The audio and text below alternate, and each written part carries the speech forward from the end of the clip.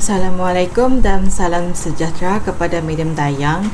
Saya Nuratira binti Morni, mewakili kumpulan saya ingin membentangkan tentang kajian kes, iaitu hasil temu bual bersama responden yang telah kami lakukan pada bulan Mei yang lepas.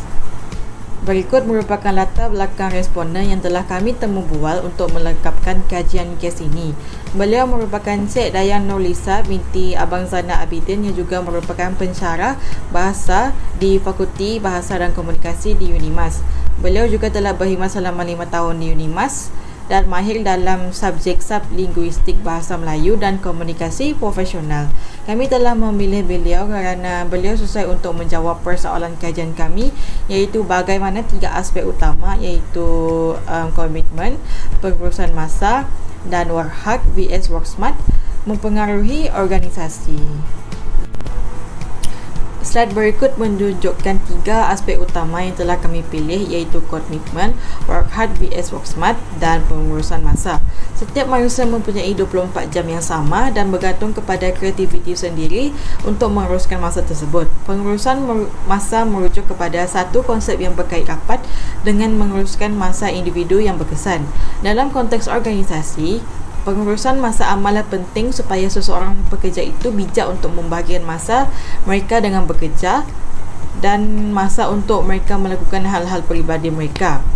Seseorang yang mempunyai pengurusan masa yang baik boleh menyebabkan mereka menyiapkan kerja dengan tepat pada waktunya dan mengelakkan sebarang pembaziran sumber berlaku.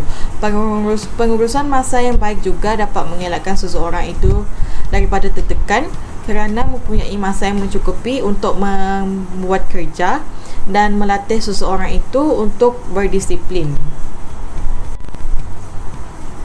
Untuk konsep work hard vs work smart pula dipecahkan kepada 2, iaitu work smart yang bermaksud pekerjaan yang dilakukan dengan bersungguh-sungguh untuk mencapai matlamat yang telah ditetapkan, manakala work hard bermaksud seseorang yang bekerja keras melebihi usaha biasanya demi mencapai tahap kejayaan yang lebih tinggi. Seseorang pekerja yang mengamalkan konsep ini dapat menghasilkan kerja yang berkualiti kerana work smart mendorong individu untuk menyelesaikan kerja dalam pelbagai strategi, manakala work smart mengajar kesabaran yang tinggi dan bersikap lebih disiplin dalam menyiapkan kerja yang diberikan oleh majikan selaras dengan penetapan matlamat dan objektif yang telah ditetapkan oleh sesuatu organisasi tersebut.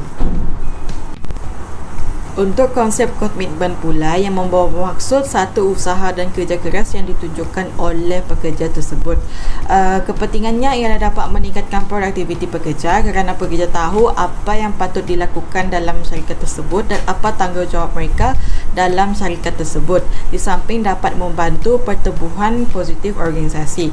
Tenaga kerja yang komited dapat memperkenalkan pelbagai prosedur yang inovatif kerana pekerja mampu menerima perubahan dengan mudah dan menyesuaikan diri dengan sewajarnya demi masa depan yang baik buat diri pekerja sendiri dan juga syarikat tersebut.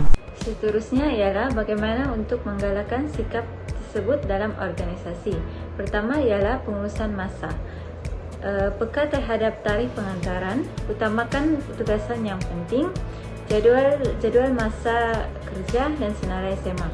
Menurut Cik Dayang Nurlisa, pengurusan masa yang baik dalam organisasi perlu diterapkan oleh semua kaki tangan dalam organisasi tersebut, termasuklah pihak atasan seperti majikan atau pengurus, bagi mengelakkan tekanan dan gangguan sepanjang melakukan tugasan. Kedua ialah work hard versus work smart. Berfikir secara kreatif, merangka strategi, sentiasa bertanya pendapat dengan rakan sekerja, menggunakan kepakaran diri. Menurut Cik Dayang Nurlisa, work hard adalah bagaimana seorang individu tersebut mengerah tenaga fizikal untuk melakukan tugasan, manakala work smart pula melibatkan mental dan emosi, iaitu cara individu tersebut mengurus dan berfikir serta merangka strategi dalam sesuatu tugasan yang dilakukan. Beliau juga menambah bahawa kedua-dua tingkah laku ini perlu diterapkan setiap pekerja dalam organisasi bagi memudahkan mereka untuk bekerja dalam keadaan yang teratur dan sistematik. Yang ketiga pula, memperbetulkan niat bekerja, komitmen dalam tugasan, jujur, ikhlas dalam pekerjaan serta tanggungjawab. Beliau juga menyatakan tingkah laku komitmen boleh diterapkan dalam organisasi dengan memperbetulkan niat bekerja agar dapat melakukan kerja dengan bersungguh-sungguh dan fokus. Individu yang mempunyai komitmen yang tinggi dan mampu mengeluarkan hasil yang tinggi akan mampu menghasilkan hasil kerja yang lebih baik. Selain itu, tenaga kerja yang menerapkan tingkah laku tersebut dengan bersikap jujur dan ikhlas setiap hari bukan sahaja mewujudkan produktiviti, malah mewujudkan suasana kerja yang positif dan disukai oleh organisasi. Terusnya ialah impak baik dan buruk.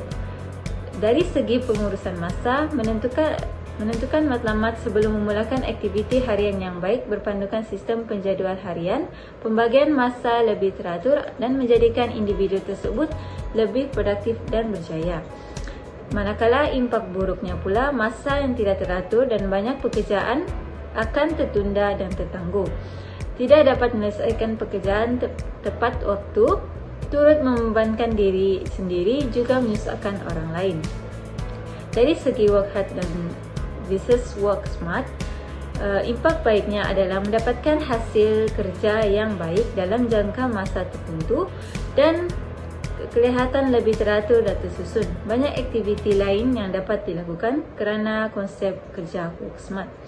Manakala impak buruknya pula ialah tidak dapat melakukan kerja dengan lebih efektif dan menepati arahan. Konsep memaksa diri work hard dalam pekerjaan mendatangkan banyak kesan buruk kepada individu yang tidak mempraktikkan work smart dalam pekerjaan.